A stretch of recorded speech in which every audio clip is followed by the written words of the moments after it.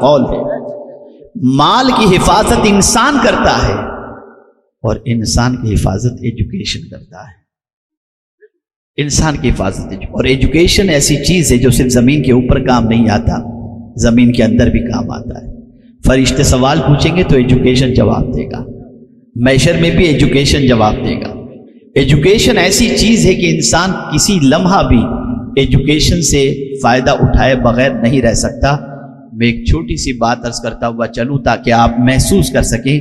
ایک انسان پڑھا لکھا ہے اور جنگل میں بھی رہتا ہے نا، تو لوگ اس سے فائدہ اٹھانے کے لیے پہنچ جاتے ہیں۔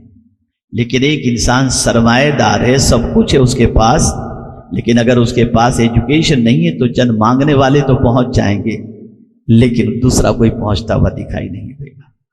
ایجوکیشن ایسی چیز ہے کہ جس کے سلسلے میں اگر میں یہ کہوں تو غلط نہ ہوگا کہ پیغمبر رحمت صلی اللہ علیہ وسلم نے ارشاد فرمایا، من سار بالعلم حیا فهو لم يمت ابدا، جو ایجوکیشن کے ساتھ زندہ رہتا ہے وہ کبھی مرتا نہیں، وہ شاگردوں میں زندہ رہتا ہے، وہ کتابوں میں زندہ رہتا ہے، وہ اسکولوں میں زندہ رہتا ہے، وہ جو ہے یونیورسٹیز میں زندہ رہتا ہے۔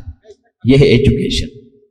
آج ہم اگر موت کے دہانے پر ہیں تو اس جہالت کی وجہ سے، ایجوکیشن سے دوری کی وجہ سے۔ میں آپ کو بتاؤں، کیا اسلام سائنس اور ٹیکنالوجی کے سلسلے میں نہیں کہتا؟ آج بہت بڑا یہ ایشو ہے، بہت بڑا مسئلہ ہے کہ انسان یہ تصور کرتا ہے کہ اسلام سائنس اور ٹیکنالوجی کے سلسلے میں بڑی رکاوٹ ہے۔ نہیں، میں سمجھتا ہوں شاید کہ قرآن کا کوئی صفحہ ایسا ہو جہاں پر افلا تعقلون افلا تذکرون افلا تدبرون یہ نہ آیا۔ ہر جگہ قرآن غور و فکر پر ابھارتا ہے۔ اور یہاں میں آپ کو بتاؤں، جو سب سے بڑا سائنٹسٹ ہوتا ہے اسے بہت بڑا عقل والا کہا جاتا ہے کہ اس کے پاس تو بہت برین ہے، یہ ریسرچ اسکالر ہے، اس نے یہ چیز کریٹ کیا، یہ چیز ایجاد کیا، اس کے بارے میں یہ کہا جاتا ہے۔ لیکن قرآن کسے عقل مند کہتا ہے؟ آج میں آپ کو یہ بتاؤں تو غلط نہیں ہوگا، ویسٹرن ورلڈ کے اندر ماڈرن ایجوکیشن کے سلسلے میں جو وہاں ریسرچ ہو رہے ہیں وہ بہت زبردست ہو رہے ہیں، اس میں کوئی شک کی گنجائش نہیں۔ لیکن میں حیران ہوں کہ جس دنیا کو انسان علم کے سلسلے میں بہت ترقی یافتہ کہتی ہے، اسی دنیا کے بسنے والے انسان زیادہ سوسائڈ کرتے بھی نظر آتے ہیں، ڈپریشن میں بھی نظر آتے ہیں، اسٹریس میں بھی نظر آتے ہیں۔ جب وہاں اتنا زیادہ ایجوکیشن ہے اور اتنے سائنٹسٹ ہیں تو پھر یہ ڈپریشن میں کیوں چلے جاتے ہیں؟ تو یاد رکھیں، ہمارا وجود دو چیزوں سے بنا ہے، جسم اور روح۔ ایک ہمارا ظاہری اسٹرکچر ہے، ایک ہمارے اندر وہ سول، وہ روح موجود ہے جس کی وجہ سے ہمارا اسٹرکچر حرکت کرتا ہے، ہمارے ہاتھ پیر سب حرکت کرتے ہیں۔ اگر جسم سے روح نکل جائے، چاہے اتنا انسان کتنا ہی لہیم شہیم کیوں نہ ہو، اس کا وجود کسی کام کا نہیں، وہ بیکار ہو جاتا ہے۔ لیکن اگر دبلا پتلا ہے اور اس کے جسم کے اندر روح موجود ہے تو اس کا ہاتھ بھی کام کا ہے، اس کی زبان بھی کام کی، اس کا پیر بھی کام کا ہے۔ لیکن قرآن عقل مند کسے کہتا ہے؟ آج اگر پوری دنیا کے اندر ایٹمی وار کی جو ہے وہ ایسا لگ رہا ہے کہ بہت جلد دنیا تیسری ورلڈ وار کی طرف بڑھ رہی ہے اور پتہ نہیں عالمی حالات کیا بنے، کیا وجہ ہے اس کی؟ وجہ سب سے بڑی یہ ہے کہ قرآن کی تعلیمات ان تک نہیں پہنچی، وہ پاگل ہو چکے ہیں۔ آج اگر کسی ملک پر بمباری ہو رہی ہے اور پورے کے پورے شہر کو ملبے کے ڈھیر میں تبدیل کر کے انسانوں کی خوریزی ہو رہی ہے، یہ جہالت ہے، یہ ایجوکیشن سے دوری کا نتیجہ ہے۔ کون سا ایجوکیشن؟ آپ کہیں گے ان کے پاس تو بہت ہائی پاور، ان کے پاس جو ہے وہ ایسی ایسی ٹیکنالوجی موجود ہے، ایسے ایسے بم موجود ہیں، اور آپ کہہ رہے ہیں وہ ان پڑھ ہیں، انہوں نے کتنی چیزیں بنائی ہیں۔ تو میں آپ سے ایک چیز عرض کروں گا، چیزوں کو بنا لینا یہ کمال کی بات نہیں ہے، دل کا مطمئن ہونا یہ کمال کی بات ہے۔ آپ کے پاس چیزیں ہوں، دیکھیں مثال کے طور پر میں آپ کو سمجھاؤں، ایک ہے سکون اور ایک ہے آرام، ایک ہے سکون اور ایک ہے آرام۔ نرم گدوں سے آرام تو مل سکتا ہے، سکون نہیں مل سکتا۔ ایئر کنڈیشن سے آرام تو مل سکتا ہے، سکون نہیں مل سکتا۔ بنگلوں سے آرام تو مل سکتا ہے، سکون نہیں مل سکتا۔ آپ کہیں گے سکون نہیں مل سکتا؟ یس، بالکل، اس لیے کہ بہت سارے بنگلوں کے اندر ایئر کنڈیشن میں سونے والوں کو رات کو نیند کی گولی لے کر سونا پڑتا ہے، اور بہت سارے فٹ پاتھ پر چادر بچھائے ایسے مزے سے سوتے ہیں کہ نہ اسٹریٹ لائٹ کی کوئی فکر ہوتی ہے، نہ ہارن کی فکر ہوتی ہے۔ پتہ چلا ہم نے آرام کو سکون کا ذریعہ سمجھ لیا۔ آرام کی چیزیں الگ ہیں، سکون کی چیزیں الگ ہیں۔ اس چیز کو یاد رکھیں، مٹیریلزم کے اندر اللہ نے آرام تو رکھا ہے، سکون نہیں رکھا۔ سکون اللہ نے رکھا ہے، اللہ کے ذکر کے اندر رکھا ہے، اس کی یاد کے اندر رکھا ہے۔ تو سائنٹسٹ ہمارے وہ اولیاء تھے، اتنے بڑے سائنٹسٹ تھے جس کی کوئی انتہا نہیں، لیکن آپ دیکھیں وہ کتنے عقل والے تھے، ان کی سچویشن کیا تھی۔ میں ان اسٹوڈنٹس کو خاص طور پر عرض کروں گا جو ماڈرن ایجوکیشن کی طرف بڑھتے ہیں اور بہت آگے نکل جانے کے بعد ان کا تعلق مذہب سے ٹوٹ جاتا ہے، ان کا رشتہ اللہ سے ٹوٹ جاتا ہے، کمزور ہو جاتا ہے، اور ان کی سچویشن یہ ہو جاتی ہے کہ وہ پھر اللہ کی یاد کے لیے وقت بھی نہیں نکال پاتے۔ میں آپ کو بتاؤں، قرآن کہتا ہے ان فی خلق السماوات والارض واختلاف اللیل والنہار لآیات لأولی الالباب الذین یذکرون اللہ قیاما وقعودا وعلی جنوبہم ویتفکرون فی خلق السماوات والارض ربنا ما خلقت ھذا باطلا سبحانک فقنا عذاب النار۔ بے شک آسمان و زمین کی تخلیق میں اور رات و دن کے آنے جانے میں نشانیاں ہیں، نشانیاں ہیں۔ اللہ اکبر۔ اب یہ نشانیاں کن کے لیے ہیں؟ توجہ چاہوں گا، نشانیاں کن کے لیے ہیں؟ تو قرآن کہتا ہے اولو الالباب، عقل والوں کے لیے نشانیاں۔ اے اللہ ذرا ہمیں تم بتا تو صحیح کہ عقل والا ہے کون؟ ہم نے تو کسی اور دنیا کے لوگوں کو عقل والا سمجھا ہے، تو انسان کو پیدا کرنے والا ہے، تو ہی بتا کہ عقل والا کون ہے۔ تو قرآن کہتا ہے الذین یذکرون اللہ قیاما وقعودا وعلی جنوبہم ویتفکرون فی خلق السماوات والارض ربنا ما خلقت ھذا باطلا۔ عقل والا وہ ہے جو کھڑا ہوتا ہے تو اللہ کو یاد کرتا ہے، جو بیٹھتا ہے تو اللہ کو یاد کرتا ہے، جو کروٹ لیتا ہے تو اللہ کو یاد کرتا ہے۔ یہ ایک روح کی غذا اسے پہلے روح کو دے دیتا ہے، وَيَتَفَكَّرُونَ فِي خَلْقِ السَّمَاوَاتِ وَالْأَرْضِ، اور اس کے بعد ریسرچ کرتا ہے آسمان و زمین کے کریشن کے سلسلے میں کہ اللہ نے یہ کیوں بنایا ہے۔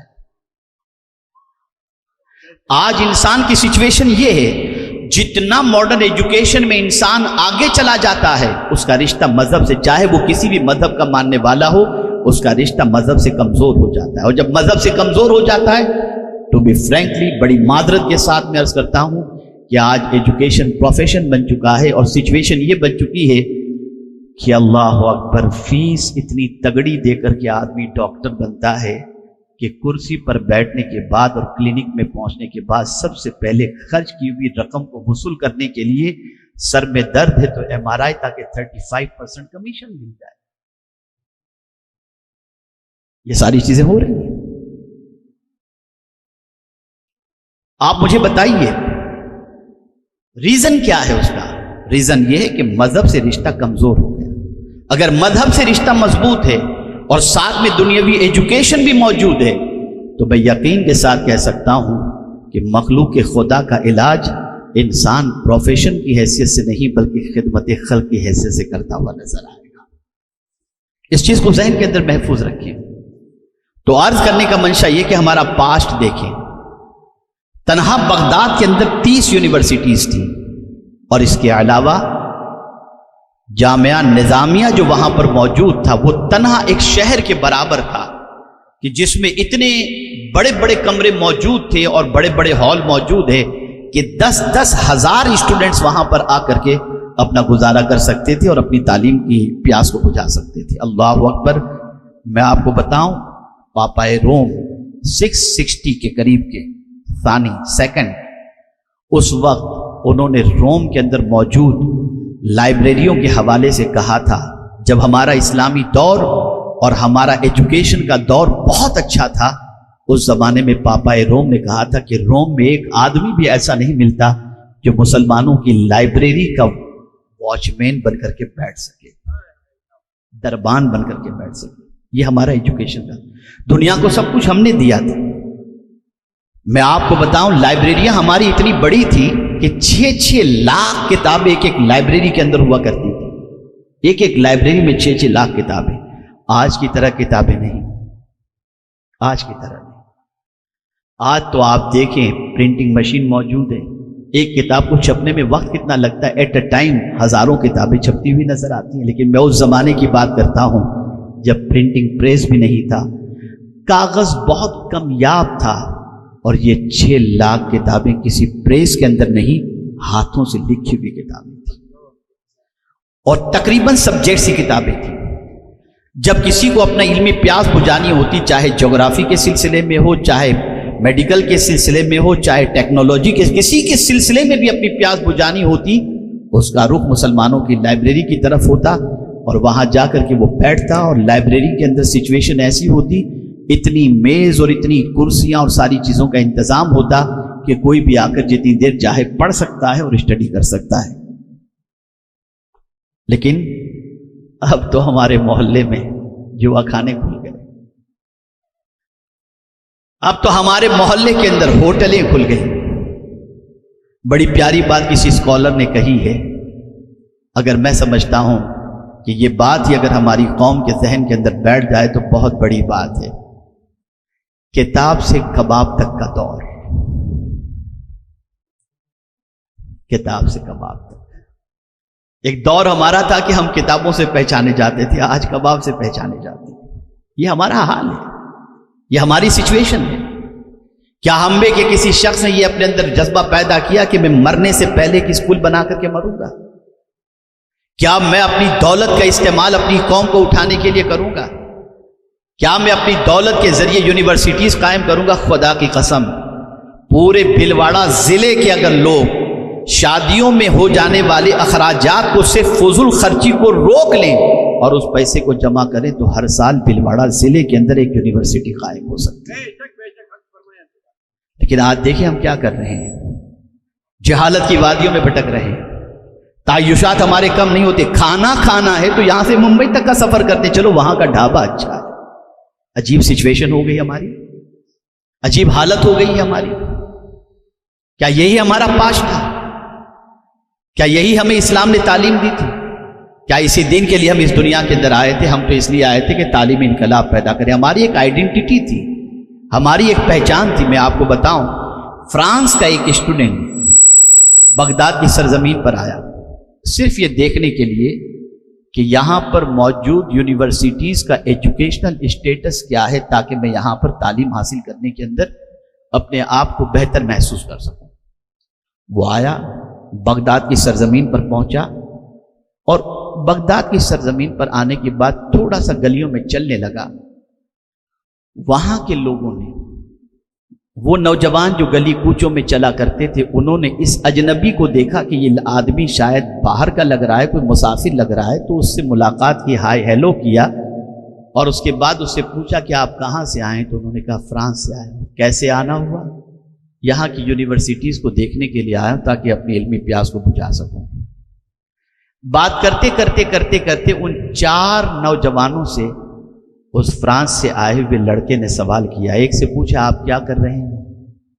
تو اس نوجوان نے، جس کی عمر 20 سال کی رہی ہوگی، کہا میں جیولوجی کر رہا ہوں اور جیولوجسٹ بن رہا ہوں.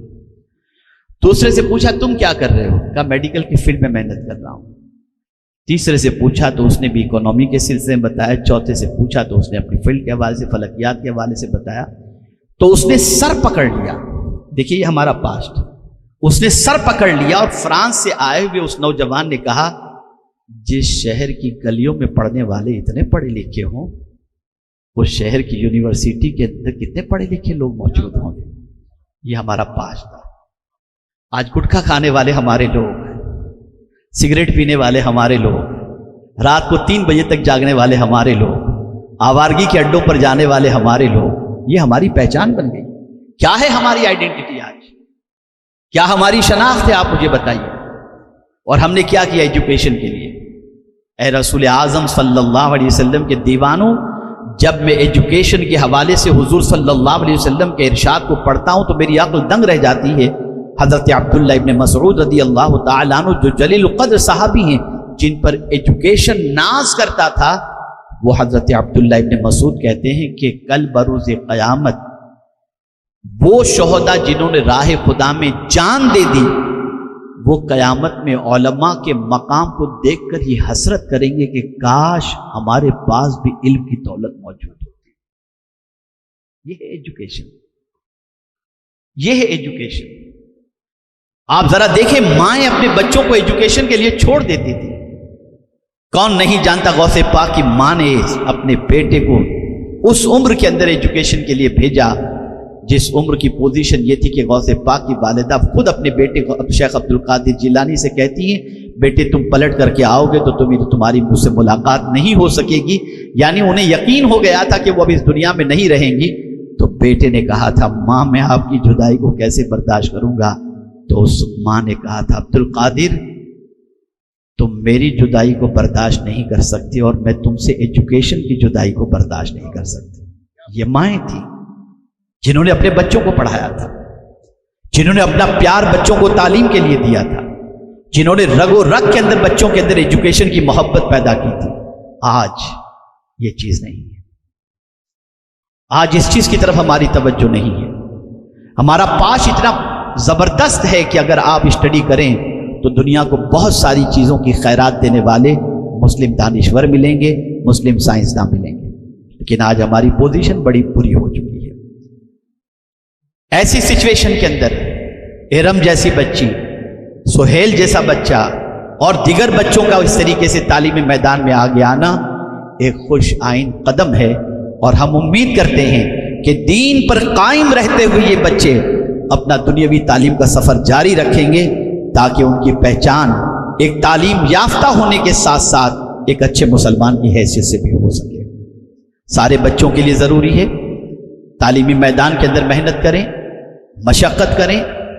اور ایک چیز خاص طور پر میں بتاؤں کہ دنیا کی ہر وہ جگہ جہاں سے سوچ بنتی ہے, جہاں سے سوچ بنتی ہے, ان ساری جگہوں پر ایسے لوگوں کو بٹھا دیا گیا ہے جہاں سے آپ کی سوچ صاف ستھری بن ہی نہ سکے. ایگزامپل کے طور پر میں بتاؤں, کالج اور یونیورسٹی آج سے 50 سال پیچھے چلے جائیں تو ہندو اسے مندر کا درجہ دیتے تھے, بال مندر اس طریقے سے کہتے تھے کہ یہاں جا کر کے انسان انسان بنتا ہے. لیکن آج کالج اور یونیورسٹی میں کیا ہوتا ہے ذرا دیکھیں آپ. 10th پاس کرنے کے بعد جونیئر کالج کے اندر بچہ یا بچی ایڈمیشن لیتی ہے تو سب سے پہلے اپنے ابا سے کہتی ہے ابا 6 ڈریس بنوا دیجیے, کالج جانا ہے. آپ جا رہے ہیں وہاں پر جو ہے وہ ڈریس کمپٹیشن میں جا رہے ہیں یا ایجوکیشن کے لیے جا رہے ہیں؟ آپ ذرا سوچو. وہ بچے, بہت سارے ایسے بچے جو ایس ایس سی میں ٹاپر ہوتے ہیں جونیئر کالج میں جانے کے بعد بہت پیچھے چلے جاتے ہیں. وجہ یہ کہ لڑکوں کی طرف اٹریکشن اور لڑکوں کا لڑکیوں کی طرف اٹریکشن, اور پھر گارڈن کے اندر بیٹھ کے گپ شپ مار رہے ہیں. ماں کا ارمان کا جنازہ نکل رہا ہے, باپ کی محنت اور اس کے پیسے کے دھوئیں ہو رہے ہیں اور آدمی اپنی عیش موج کے اندر لگا ہوا ہے. اسی لیے بہت سارے بچے کالج کی پہلی سیڑھی پر پہنچنے کے بعد ناکامی کی طرف اترتے ہوئے نظر آتے ہیں. آخر یہ انوائرمنٹ کیوں کریٹ کیا گیا؟ یہ انوائرمنٹ کس وجہ سے کریٹ کیا گیا؟ اس وجہ سے تاکہ کوئی اچھا انسان بن نہ سکے. آپ ذرا دیکھیں کس طریقے سے جہاں ذہن بننا چاہیے تھا اور فکر بننی چاہیے تھی وہاں پر غلط فکروں کو بٹھا دیا گیا. ایسی سچویشن کے اندر ہمارے لیے بے پناہ ضروری. میں آپ کو ایک اور چیز بتاؤں, ایک زمانہ تھا ٹیچر کا رسپیکٹ اسٹوڈنٹ اس طریقے سے کرتا تھا جیسے باپ سے زیادہ اس کا رسپیکٹ کرتا ہو. آج بعض ٹیچر ہی ایسے ہو گئے جو اپنے اسٹوڈنٹ کے ساتھ بھاگتے ہوئے نظر آتے. آپ ذرا دیکھیے کیا ہو رہا ہے. یہ ایسی سچویشن کے اندر ہماری رسپانسبلٹی بہت بڑھ چکی ہے. ہمیں اپنا پاسٹ جو بہت پاورفل ہے, جو بہت برائٹ ہے, اس کو پھر سے لانے کے لیے محنت کرنی پڑے گی, مشقت کرنی پڑے گی. فیوچر کا پلان بناؤ, ہر محلے کے اندر ایک اسکول بناؤ, ہر محلے کے اندر ایک مدرسہ بناؤ, اپنے سرمایہ کو قوم کی تعمیر کے پیچھے خرچ کرو. یہ سرمایہ ضائع نہیں ہوگا, یہ سرمایہ دنیا میں بھی تمہیں عزت دے گا اور آخرت میں بھی تمہیں عزت عطا کرے گا.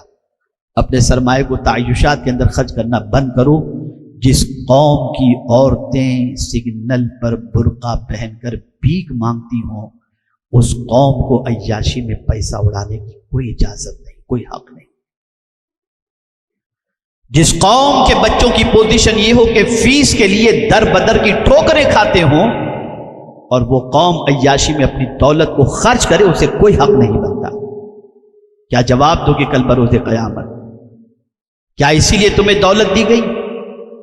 اس لیے میری گزارش ہے، مائیں عورتیں ہر شادی میں نئے ڈریس کا شوق ختم کریں اور مارا رہ متحرہ سے ملنے والے عظیم نعرے کو اپنی زندگی کا مقصد بنائیں.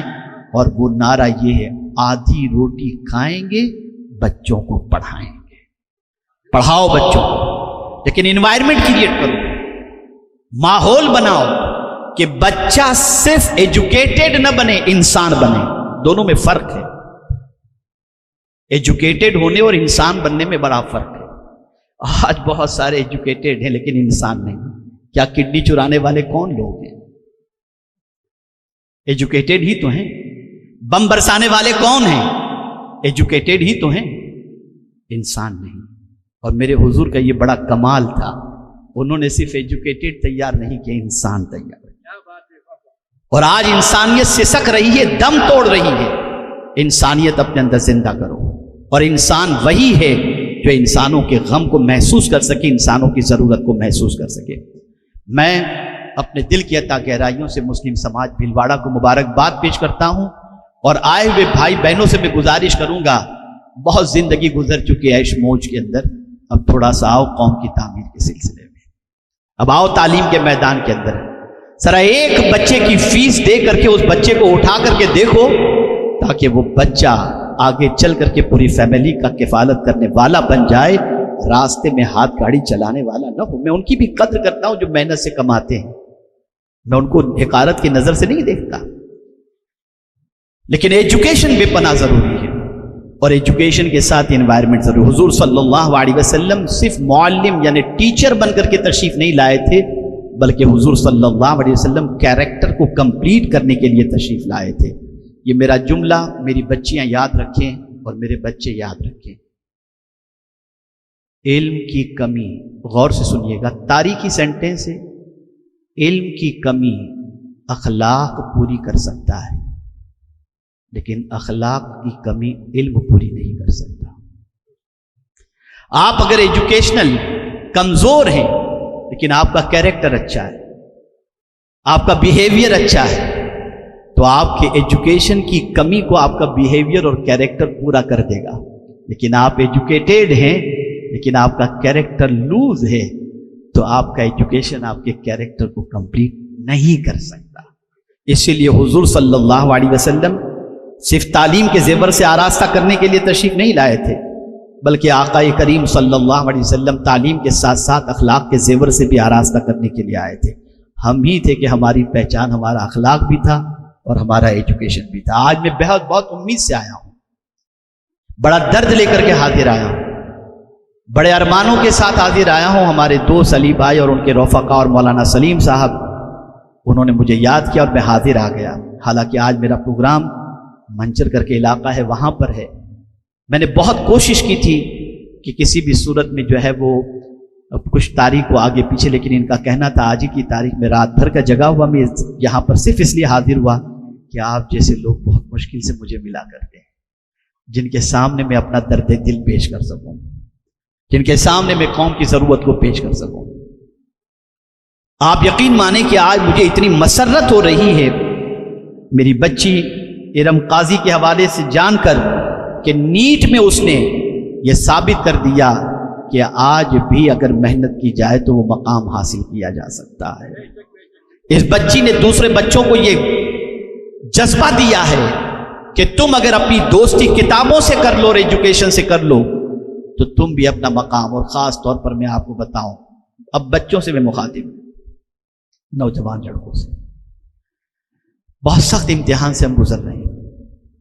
میرے پاس 4 بچوں کی لسٹ آئی ہے، جس میں سے 3 صرف بچیاں ہیں اور 1 لڑکا ہے. میں آپ کو بتاؤں، لڑکوں کو ایجوکیشن میں آگے نکلنا کتنا ضروری ہے. آج ہماری بہت ساری بچیاں پڑھ لکھ کر آگے نکل رہی ہیں اور کہیں جاب کے لیے جاتی ہیں تو جاب میں اپنے فارم کے اندر ان کو ایک بھی مسلمان پڑھا لکھا لڑکا نہیں ملتا. شادی کے لائق جب ہو جاتی ہے تو پڑھی لکھی بچی کا رشتہ پلمبر سے آتا ہے، بچی کا رشتہ جو ہے وہ پی یو پی والے سے آتا ہے، پتہ نہیں کس کس سے آتا ہے۔ نتیجتاً وہ بچی اپنی زندگی اس کے ساتھ گزار ہی نہیں پاتی اور اس بچی کا فیوچر پورا ڈارک ہو جایا کرتا ہے۔ اس لیے ضرورت ہے بچوں تم بھی پڑھو، تم عیاشی کے لیے نہیں ہو، تم میدان علم کے اندر آگے بڑھو تاکہ ایک پڑھا لکھا بچہ اور پڑھی لکھی بچی مل کر ایک اچھے معاشرے کی تعمیر کر سکو۔ تو میں لڑکوں سے بھی کہوں گا وہ تعلیم کے میدان میں آگے آئیں، اور لڑکیوں سے بھی کہوں گا کہ وہ بھی تعلیم شریعت کے حدود میں رہ کر کے حاصل کریں، لیکن ایک چیز یاد رکھیں۔ ایک بہت بڑے اسکالر سے کسی نے پوچھا تھا، توجہ چاہوں گا، بہت بڑے اسکالر سے کسی نے پوچھا تھا کہ فائٹ کرنے کی اور لیڈرشپ کی ایبلٹی اسپورٹس مین میں زیادہ ہوتی ہے، کہ وہ میدان میں اترتا ہے، بڑی محنت کرتا ہے، بڑی مشقت کرتا ہے کہ کسی بھی طرح سے ہماری ٹیم جیت جائے۔ سوال یہ پیدا ہوتا ہے کہ اس کے اندر یہ کوالٹی جو آتی ہے کم کھانے کی وجہ سے، ایکسرسائز کی وجہ سے، اتنی ایکسرسائز کرتے ہیں، اور ان کی خوراک میں بہت سارے انڈین کی ٹیم کے جو ہے وہ کرکٹر جو ہیں ان سے میرے روابط رہے ہیں۔ تو میں نے ایک مرتبہ ایک کرکٹر سے پوچھا تھا کہ تمہاری خوراک کیا؟ انہوں نے بتائی تو مجھے خود کو حیرت ہوا، بیچارے وہ چیزیں نہیں کھا پاتے جو ہم اور آپ بڑے مزے سے کھاتے ہیں، ان کی خوراک بڑی لمیٹیڈ، ان کا ڈائٹ آپ دیکھیں تو آپ کو حیرت ہو۔ سوال یہ پیدا ہوتا ہے کہ وہ اسپورٹس مین پسینہ بہاتا ہے، رات و دن محنت کرتا ہے، بھاگتا ہے، دوڑتا ہے، تب اس میں یہ ایبلٹی پیدا ہوتی ہے۔ لیکن اب ایک مذہبی اسکالر سے یہ سوال پوچھا گیا کہ اولیاء کرام تو ایکسرسائز نہیں کرتے تھے، ان کے اندر لیڈرشپ کی کوالٹی کیسے پیدا ہوتی؟ کیسے پیدا؟ بڑا زبردست جواب دیا انہوں نے، کہا ان کے جیسی ایکسرسائز تو اسپورٹس مین بھی نہیں کرتا تھا، اس لیے کہ نماز سے بڑھ کر کے ایکسرسائز کون سی دوسری ہو سکتی ہے؟ وہ اتنی رکعتیں پڑھتے تھے کہ ایک ایک رات میں ہزار رکعتیں پڑھتے تھے، جس کی وجہ سے ان کو اتنی طاقت مل جاتی تھی جس کی کوئی انتہا نہیں۔ نماز طاقت عطا کرتی ہے۔ پوری کوششوں کے باوجود، پوری محنت و مشقت کے باوجود، ایجوکیشن کے سلسلے میں آگے بڑھنے کے باوجود، نماز کا وقت ہو تو کبھی نماز مت چھوڑنا۔ اور ایک چیز کی خاص نصیحت کروں گا، شرمندگی محسوس مت کرنا، میں پڑھا لکھا ہوں، میں نماز پڑھوں گا تو دنیا کیا کہے گی۔ بڑی معذرت کے ساتھ وہ بچہ جو پہلے 8 کے اندر ہوتا ہے، 9 کے اندر ہوتا ہے، 10 میں پہنچتا ہے تو صف اول میں ہوتا ہے، اور اس میں پرسنٹیج آگے 12 میں پہنچا تو تیسری صف میں آ گیا، اور جب اس کے پاس بڑی ڈگری آ گئی تو اب گھر ہی میں نماز پڑھتا ہے اور 2 رکعت پڑھنے جمعہ کی آ جاتا ہے۔ رشتہ ٹوٹ گیا اس کا۔ پہلے نماز پڑھتا تھا اس لیے تاکہ ڈگری مل جائے، کچھ پرسنٹیج آ جائے، اب ڈگری مل گئی تو نماز چھوڑ دیا، اب کیا ضرورت ہے؟ معاذ اللہ من ذالک۔ چینج کرو اپنی سوچ کو۔ حضور صلی اللہ علیہ وسلم سے بڑا کوئی دنیا میں ایجوکیٹڈ انسان پیدا نہیں ہوا، لیکن سرکار صلی اللہ علیہ وسلم فرماتے میری طبیعت بے چین ہوتی، میں نماز پڑھ لیتا، مجھے اللہ سکون عطا کر دیتا۔ آپ اس طرف توجہ دیں اور ایک خاص خوشخبری آپ کو سنا دوں۔ الحمدللہ آپ کی بھلواڑہ کی سرزمین پر زمین لے لی گئی ہے اسکول کے لیے۔ یہاں ایک ایسی اسکول کا قیام انشاءاللہ عمل میں آئے گا جس اسکول کے اندر مورل ایجوکیشن اور اکیڈمک ایجوکیشن دونوں کا سنگم ہوگا، جہاں بچے کو انگریزی تعلیم دی جائے گی، وہیں بچے کو یہ بھی سکھایا جائے گا کہ ماں باپ کے ساتھ سلوک کیسے کرنا چاہیے، پڑوسی کے ساتھ سلوک کیسے کرنا چاہیے، اللہ کی بندگی کیسے کرنی چاہیے، اللہ کے رسول صلی اللہ علیہ وسلم سے محبت کیسی کرنی چاہیے۔ میں اپنے ان ساتھیوں کو مبارکباد پیش کرتا ہوں اور بھلواڑہ اور اس کے قرب و جوار سے آئے ہوئے لوگوں سے گزارش کرتا ہوں کہ آپ ہماری اس اسکول کے سلسلے میں جو آج بھلواڑہ کی سرزمین پر قائم کرنے کا منصوبہ بنا ہے، اس میں ہمارے مسلم سماج بھلواڑہ کے ساتھیوں کا تعاون کریں، اور آپ اور ہم سب مل کر کوشش کریں ایک ایسے معاشرے کی تشکیل کہ ہماری پہچان جاہل نہ رہے، ہماری پہچان پڑھے لکھے کی بن جائے۔ اس کے